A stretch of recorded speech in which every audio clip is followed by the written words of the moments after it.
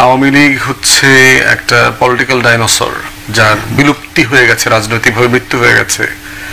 Dinosaur নামক প্রাণীটা যেমন হাজার হাজার বছর আগে বেঁচে ছিল বলে ধারণা করা হয়, তার কঙ্কাল বের করা হচ্ছে, তার কঙ্কালগুলোকে জোড়া দিয়ে পৃথিবীর বিভিন্ন মিউজিয়ামে, আমি নিজেও দেখে আসছি, ইংল্যান্ডের মিউজিয়ামে তাকে এটা জোড়া দিয়ে দেখানো হচ্ছে।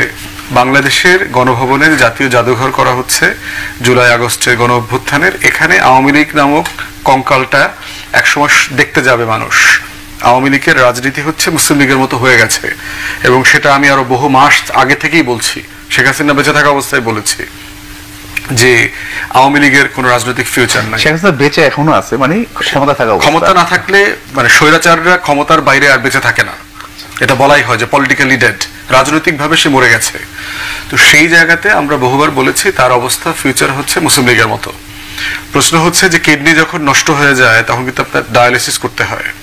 ডায়ালিসিস করে একটা পর্যায়ে কিডনিটাকে বাঁচায় রাখা যায়, কিন্তু কখনো কখনো আবার মনে হচ্ছে যে দুইটা কিডনি আর নিতে পারছে না ডায়ালিসিস, কারণ এটা একটা প্রসেস, কমপ্লিকেটেড প্রসেস, তখন ট্রান্সপ্ল্যান্ট করতে হয়। আওয়ামী লীগকে যদি নির্বাচনে পুনর্বাসন করা অথবা রাজনীতিতে ফিরায় নিয়ে আসা অথবা কোনোভাবে আমাদের ভদ্রতা দেখায় তাকে ফ্যাসিবাদ থেকে আবার গণতন্ত্রের পথে উত্তরণ করবার চেষ্টা করানো হয়, এটা হচ্ছে ডায়ালিসিস করায় নিয়ে আসতে হবে, প্রপার ট্রান্সপ্ল্যান্ট করাইতে হবে। সেই ট্রান্সপ্ল্যান্টের প্রসেস কি সেটা আমরা বারবার বলেছি, সেটা হচ্ছে যে বাংলাদেশের আওয়ামী লীগ জাতীয় পার্টি এবং 14 দলের রাজনৈতিক এবং নির্বাচনী ভবিষ্যৎ বিষয়ে একটা গণশুনানি হওয়া উচিত আমাদের পার্লামেন্টের স্ট্যান্ডিং কমিটিতে, এবং সেটা ওপেন হইতে হবে।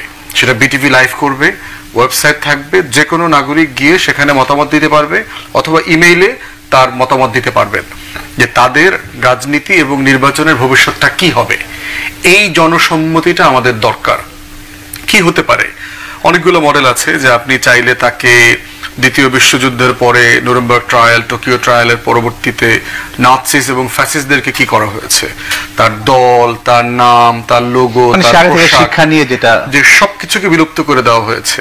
তার নাম নেওয়াটা একটা অপরাধ। এখন হলোকাস্ট ল আছে ইউরোপে, যে হলোকাস্টের এই বিষয়গুলো যে কোনোভাবে ডাইরেক্টলি ইনডাইরেক্টলি যদি কেউ প্রচার করবার চেষ্টা করে সে আইনগতভাবে দণ্ডনীয় অপরাধ করবে। দ্বিতীয় অপশন হচ্ছে যে আওয়ামী লীগের ব্যাপারে সে গণশুনানিতে আসতে পারে যে আমরা দক্ষিণ আফ্রিকার মডেলে যাব। নেলসন ম্যান্ডেলা বেরিয়ে আসছেন, হোয়াইট পার্টির সাথে, ডি ক্লার্কদের সাথে বসছেন, নেগোশিয়েট করেছেন, যারা কৃষ্ণাঙ্গদের উপর জুলুম নির্যাতন করেছেন এমন টপ ক্রিমিনালদেরকে বিচার করে একটা জেনারেল অ্যামনেস্টি, সাধারণ ক্ষমার মধ্যে নিয়ে এসে জাতিকে ঐক্যবদ্ধ করে ফেলেছেন। সেটা হতে পারে, কারণ মাথায় রাখতে হবে যে আওয়ামী লীগ কিন্তু একটা থাগিস অর্গানাইজেশন, সে রাজনৈতিক দল না, কিন্তু তার 15-20% ফিক্সড ভোট আছে।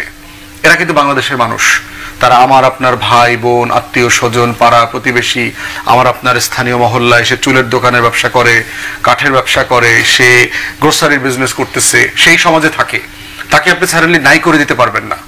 অতএব ওই রিকনসিলিয়েশন আমরা যাবো কিনা সেটা একমত হইতে হবে। থার্ড হচ্ছে যে গত 16 বছরে আওয়ামী লীগের যে সকল নেতা কর্মীরা টাকা পাচার এবং মানবতা বিরোধী অপরাধের সাথে জড়িত, ফৌজদারি অপরাধ করেছে, তাদেরকে রাজনীতি এবং নির্বাচন থেকে নিষিদ্ধ করে দেওয়া। ফোর্থ অপশন হতে পারে ইউনিয়ন পরিষদ থেকে শুরু করে এমপি মন্ত্রী পর্যন্ত আওয়ামী লীগের সকল পদস্থ নেতাকে আপনার নির্বাচন এবং রাজনীতিতে নিষিদ্ধ করে দেওয়া। পঞ্চমত হতে পারে যে তারা যেহেতু বাংলাদেশকে 3টা নির্বাচন থেকে বঞ্চিত করেছে, 14, 18 এবং 24-এ, জাতীয় পার্টি, আওয়ামী লীগ এবং 14 দলকেও 3টা নির্বাচন থেকে বঞ্চিত করতে হবে। তারা অংশগ্রহণ করতে পারবে না, রাজনীতি করতে পারবে কিন্তু নির্বাচন করতে পারবে না।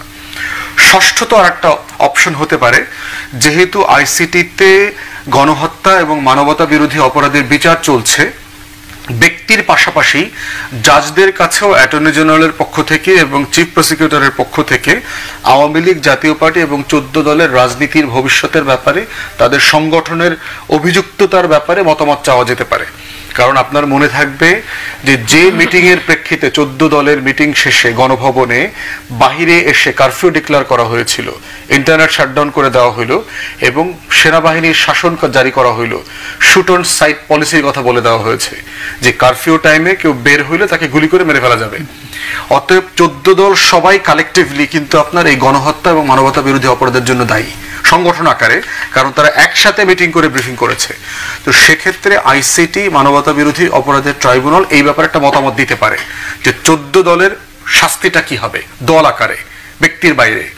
তো এই রকম 6-7টা যে অপশন আমাদের সামনে হাজির আছে, আমরা কোনটা বেছে নেব অ্যাজ এ নেশন, জাতি হিসাবে আমি কোনটা বেছে নেব, সেটার জন্য আমার একটা গণশুনানি দরকার।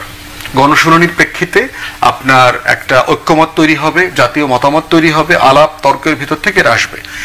গণশুনানির এই 6-7টা অপশনকে দিয়ে আপনি রেফারেন্ডামও দিয়ে দিতে পারেন যে ইউনূস সরকার, আওয়ামী লীগ, জাতীয় পার্টি, 14 দলের ভবিষ্যৎ কি হবে, ব্যান করে দেব, রাজনীতি নিষিদ্ধ করে দেব, এটা করবো সেটা করবো সেটা করবো, এই 6-7টা অপশন দিয়ে দিবে।